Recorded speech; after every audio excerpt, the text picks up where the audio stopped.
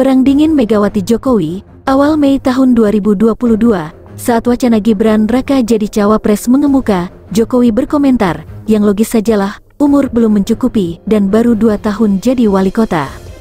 Kini, usia bukan lagi masalah berkat putusan MK, dan Gibran telah resmi diumumkan sebagai cawapres Prabowo Subianto. Jokowi pun berkata, orang tua tugasnya hanya mendoakan dan merestui. Gibran yang kerap berkelit tak lagi menutupi pilihan politiknya. Ia tiba-tiba muncul di Rapimnas Golkar, dan mengatakan telah pamit dari PDIP. Padahal, 2 hari sebelumnya, ia membantah bakal datang ke Rapimnas Golkar, dan 4 hari sebelumnya, ia juga bilang masih di PDIP. Semua rumor santer terbukti bukan kabar burung. Tak ada yang kebetulan dalam politik. Semua bagian dari rancang bangun skenario politik. Lantas, bagaimana dengan PDIP yang ditinggalkan Gibran, dan mungkin Jokowi? Akankah Megawati mengambil langkah balasan? Presiden Jokowi tengah mengikuti konferensi internasional di Beijing, China, Rabu tanggal 18 Oktober tahun 2023, ketika Ketua Umum PDIP Megawati Soekarnoputri mengumumkan Mahfud MD, Menko Polhukam di Kabinet Jokowi, sebagai cawapres Ganjar Pranowo. Pada seremoni politik penting yang berlangsung selang 2 hari setelah putusan MK itu, PDIP tak merasa perlu menunggu Jokowi tiba di tanah air meski sang presiden adalah kader terbaik partai. Situasi tersebut berbeda dengan momen ketika PDIP mendeklarasikan Ganjar sebagai capres pada tanggal 21 April. Saat itu, Jokowi yang sudah mudik ke Solo untuk merayakan Idul Fitri, mendadak dipanggil kembali ke Jakarta untuk menghadiri deklarasi Ganjar di Istana Batu Tulis, Bogor. Dalam deklarasi Ganjar tersebut, Jokowi yang mendampingi Megawati turut menyampaikan pidato. Dalam pidatonya itu, ia mengapresiasi dan menghormati keputusan Mega memilih Ganjar sebagai capres PDIP, serta memuji Ganjar sebagai pemimpin yang dekat dengan rakyat. Itu 6 bulan lalu. Kini, dalam deklarasi cawapres PDIP, Jokowi bukan cuma tak diundang karena sedang bertugas ke luar negeri, tapi juga sama sekali tak disinggung namanya dalam 19 menit pidato Megawati.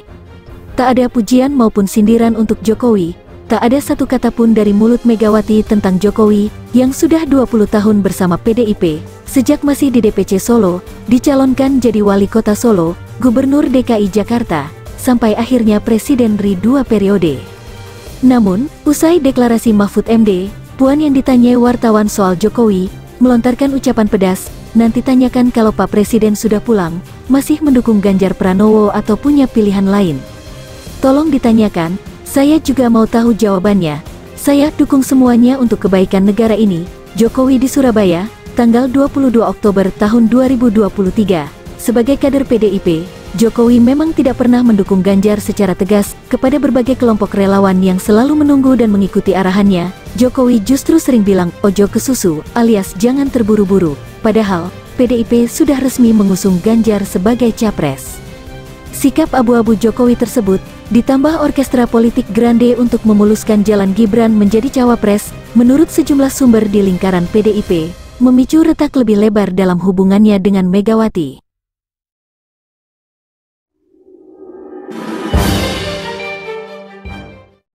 Golkar, rumah baru Gibran pasca putusan MK, jalan Gibran menuju kursi cawapres telah terang benderang. Tak sampai 24 jam sejak palu sidang diketok pada tanggal 16 Oktober, isu Gibran bakal menyeberang ke Golkar telah menyebar. Pekan sebelumnya, dalam rapat para ketua umum partai anggota Koalisi Indonesia Maju, Prabowo meminta usulan nama-nama kandidat cawapres. Ia lalu menyebut ada 4 nama bakal cawapres, yang berdasarkan asal wilayahnya datang dari Jawa Tengah, Jawa Timur, Jawa Barat, dan luar Jawa. Ketika itu, PAN menjagokan Menteri BUMN Erick Thohir yang berasal dari luar Jawa, Golkar mengajukan ketua umumnya, Menko Perekonomian Airlangga Hartarto, dan Demokrat menyarankan Gubernur Jawa Timur Hovifah Indar Parawansa yang identik dengan suara Nahdien. Namun, menurut sumber di lingkup koalisi tersebut, usulan dan pengerucutan nama-nama cawapres itu sesungguhnya sekadar formalitas. Sebab sedari awal, sosok yang menjadi pilihan Prabowo tak lain adalah Gibran, putra sulung Jokowi. Beberapa minggu sebelum rapat usulan bakal cawapres itu, Golkar sebetulnya tak rela bila Gibran yang maju sebagai cawapres dari Gerindra. Bila Gibran menjadi cawapres usungan Gerindra, sedangkan capres juga berasal dari Gerindra, artinya pasangan capres-cawapres akan berasal dari partai yang sama. Jika seperti itu, Yang terjadi bukan lagi the winner takes it all, melainkan, belum winner sudah takes all, mending kita nggak usah berkoalisi, ujar sumber di internal koalisi, menirukan protes Golkar. Itu sebabnya kemudian muncul rencana untuk menggolkarkan Gibran, agar cawapres tetap berasal dari Golkar, bukan Gerindra. Wacana ini bahkan sudah mencuat sebulan belakangan. Menurut sejumlah sumber di internal Golkar, gagasan agar Gibran maju sebagai cawapres Golkar sesungguhnya bukan keinginan murni Partai Beringin itu, tapi didesain supaya terlihat demikian. Ketua Dewan Pakar Golkar Agung Laksono sempat mengungkap wacana Gibran masuk Golkar melalui salah satu organ sayapnya, yakni Angkatan Muda Pembaharuan Indonesia. AMPI dipilih jadi medium karena dianggap cocok dengan sosok Gibran yang berasal dari kalangan muda. Sumber lain di Golkar menyebut, walau wacana Gibran ke Golkar via AMPI sudah muncul dari jauh-jauh hari, namun keputusan itu baru disepakati melalui rapat pleno Golkar pada Rabu malam, tanggal 18 Oktober tahun 2023. Tepat setelah Ketua Umum PSI yang juga putra bungsu Jokowi, Kaesang Pangarep, bersilaturahmi ke kantor DPP Golkar di Anggrek Neli, Palmerah, Jakarta Barat.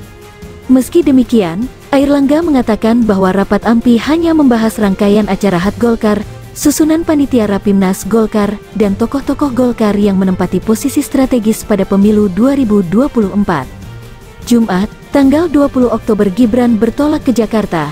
Malam itu, ia menemui Ketua DPP PDIP Puan Maharani dan menyampaikan kemungkinan maju di Pilpres 2024. Esoknya, Sabtu, tanggal 21 Oktober Gibran datang ke Rapimnas Golkar. Hasil Rapimnas menetapkan Gibran sebagai cawapres Prabowo. Gibran juga ditawari masuk Golkar oleh Airlangga. Namun, status kepartaian Gibran hingga saat ini belumlah jelas. Meski mengaku sudah pamit ke PDIP, ia belum menyerahkan surat pengunduran diri resmi. Kami harap mereka berjiwa besar, datang baik-baik, pergi juga baik-baik. Deddy Sitorus, juru bicara PDIP sumber lain di lingkup Golkar menyebut, Gibran akan tetap menggunakan jalur AMPI sebagai organ sayap Partai Beringin, agar kepindahannya dari PDIP tak terlalu frontal. Setelah masuk AMPI, Gibran akan diberi jabatan mentereng di DPP Golkar sebagai Wakil Ketua Umum mewakili unsur AMPI. Terkait skenario itu, Ketua Umum AMPI Jerry Sambuaga tak menampik atau mengiyakan. Ia hanya mengatakan mendukung putusan Rapimnas Golkar yang mengusung Prabowo Gibran. Sumber kumparan menyebut, jalan Gibran masuk AMPI dimuluskan lewat rapat pleno DPP AMPI yang mengubah ADART AMPI. Namun, hal ini dibantah Jerry, tidak mengubah aturan itu hanya rapat pleno biasa dan agenda rutin organisasi. Salah satu agendanya kan konsolidasi organisasi. Jadi kami mengonsolidasikan anggota kami di daerah, kata Jerry. Menurut sumber kumparan, sejatinya deklarasi Gibran cawapres direncanakan segera usai putusan MK. Akan tetapi, resistensi publik terhadap putusan tersebut membuat rencana ditunda. Adapun soal kandidat-kandidat cawapres Prabowo yang sempat pasang kuda-kuda dengan menyiapkan surat keterangan catatan kepolisian, SKCK, sebagai salah satu persyaratan peserta pemilu, hal itu menurut sumber lain hanyalah sebagai pengalihan isu sementara untuk meredakan opini negatif atas putusan MK. Direktur Eksekutif Politika Research dan Consulting Rio Prayogo berpendapat, Jokowi adalah mastermind kubu Prabowo. Menurutnya, Jokowi adalah sosok sutradara yang mengatur permainan dan strategi di belakang langkah Prabowo. Walaupun belum ada official statement dari Jokowi, tetapi gejalanya sudah jelas mengarah ke sana. Ada putusan MK, ada foto Prabowo Gibran di mana-mana, deklarasi di mana-mana. Agak sulit menyebut itu bukan skenario politik, kata Rio kepada Kumparan, Kamis 19/10. Reaksi sunyi Megawati hingga kini, Dewan Pimpinan Pusat PDIP maupun Ketua Umumnya, Megawati, belum memberikan tanggapan publik terkait langkah Gibran menyeberang ke sisi Prabowo atau sikap Jokowi yang mendua. Namun, tak sedikit kader PDIP yang marah dan kecewa. Mereka kemudian mengunggah ulang video saat Megawati membela Jokowi yang pernah dihina dengan sebutan kodok. Coba lihat Pak Jokowi, saya suka nangis lihatnya, beliau itu sampai kurus, mikirin kita, mikirin rakyat loh, masak masih ada yang mengatakan Jokowi kodok, benar-benar tidak punya moral, pengecut. Megawati, Agustus tahun 2021, bayangin, presiden kita, Pak Jokowi, dibilang kodok lah, apalah, saya bilang sama beliau, sudah Pak, nggak perlu dimasukin ke hati, saya dan seluruh anak-anak PDIP berada di belakangmu, Megawati, Januari tahun 2022. Meski sampai saat ini Megawati belum mengomentari manuver keluarga Jokowi yang menjauh dari PDIP, Puan Maharani mengatakan bahwa Megawati hanya ingin Jokowi berbuat yang terbaik untuk bangsa. Ada kasih ibu sepanjang masa, Ibu Mega sangat sayang kepada Jokowi, dalam artian sayang sebagai kader terbaiknya, kata Puan usai menghadiri apel Hari Santri di Surabaya, Minggu 22/10, yang juga dihadiri Jokowi. Soal Jokowi yang mendoakan dan merestui Gibran sebagai cawapres, Puan tak heran, ia yakin Jokowi tentu akan condong mendukung anaknya sendiri. Beberapa sumber mengatakan, sebutan petugas partai yang kerap dilontarkan Megawati untuk Jokowi menjadi salah satu pemicu awal keretakan keduanya. Bagi Megawati, status sebagai petugas partai tidaklah berubah apapun posisi yang dijabat kadernya. Saya pesan ke Pak Jokowi, sampeyan saya jadikan capres, tapi jangan ingat jabatan capresnya saja. Anda adalah petugas partai yang harus melaksanakan tugas partai. Megawati, Mei tahun 2014, dalam Rakernas 4 PDIP di J-Expo Kemayoran, Jakarta Pusat, Megawati sempat mengutarakan keheranannya lantaran dianggap sombong karena menyebut Jokowi petugas partai. Menurut perempuan yang sudah 24 tahun memimpin PDIP itu, panggilan petugas partai ada dalam aturan ADART partainya. Setiap anggota partai yang terpilih dan duduk dalam jabatan politik dan jabatan publik adalah petugas partai yang harus tunduk dan patuh terhadap aturan dan perintah partai sesuai tingkatannya. Pasal 20 ayat 2 ADART PDIP. Sumber di internal PDIP menyebut, Jokowi dan Megawati memang sudah seperti berpisah jalan meski tidak diumumkan secara formal. Hal itu tak mengherankan bagi Rio.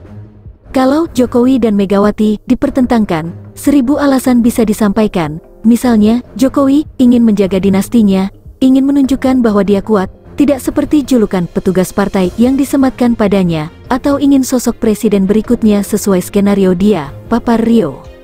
Kini, dengan resminya Gibran menjadi cawapres Prabowo, maka konflik Jokowi dan Megawati sudah mencuat ke permukaan. Ini, kata Rio, menjadi tanda bahwa Jokowi tak lagi senapas dengan PDIP.